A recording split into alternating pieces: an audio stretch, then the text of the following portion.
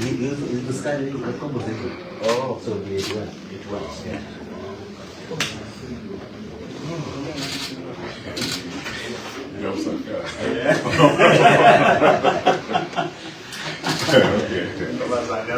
Okay. Yeah. No, it's nice. Very nice.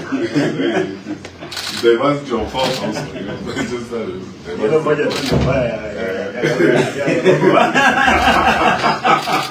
Under duress. So that was that. Leave and let leave. Leave and let leave.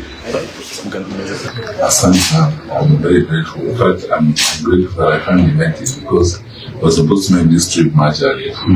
Then it was interfered with by all manner of things. Anyway, as my religious leader who prayed, I was particularly curious, but he thanked God for a powerful night that he gave us.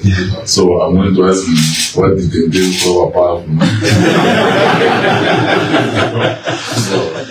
But thank you so much for praying for us, and this God's timing is the right time. And we are here, and I think I think it's common knowledge. Everyone knows that His Excellency Governor George Natembeya and I worked together for a long time. We enjoyed a very deep and strong relationship, even when we worked together, and we have been together since that time. And oftentimes, on matters of this life, we compare notes and we consult. And so, you know, I'm happy that I'm here. Partly also we compare and consult and enjoy Kitale. And as you can see, there are a lot of people around Kitale who look like us. And are here. And thank you, Governor, again. In addition to what my brother Senator said, I'll only add to them that please, my brothers, you know, when you have been given the honor to serve by the governor, don't let him down, and most importantly, don't let the Lord down and the people that you serve. It's a privilege to serve. We thank the Lord for it. And I'm one of those parents who are so proud of the governor here. He's a great guy, has a big future, and it's always good to hang out with him. So I hope your people don't mind how long I'm going to hang out with you. This is the only time out with you. They can give you class for just a few hours. Thank you so much, Governor Fabian. Thank you. That the country hopes that we put together. And just to assure, you know, colleagues who are here that, like any journey, I mean, you have challenges as it is, but the question is not the challenges, the question is how you navigate the challenges and get the destination.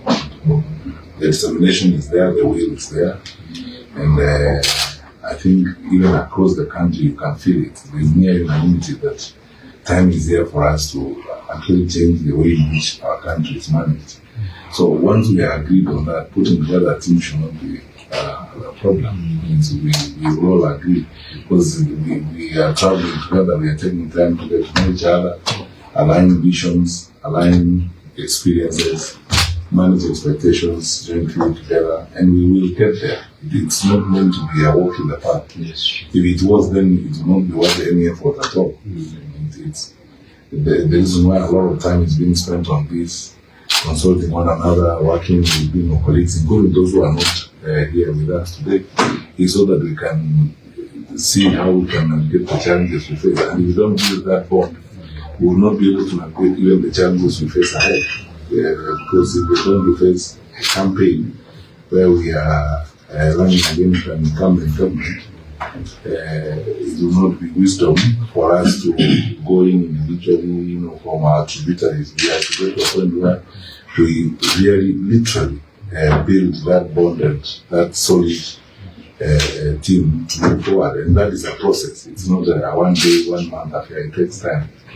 So people should not be discouraged. And I'll ask our brothers and sisters around the table not to be worried today. Those that we are up against are always intent on creating an impression that we will disagree, because that's what they desire and that's what they hope for. But this is one of the players, I am sure, or I would like to pray that it's not answered. I will disagree.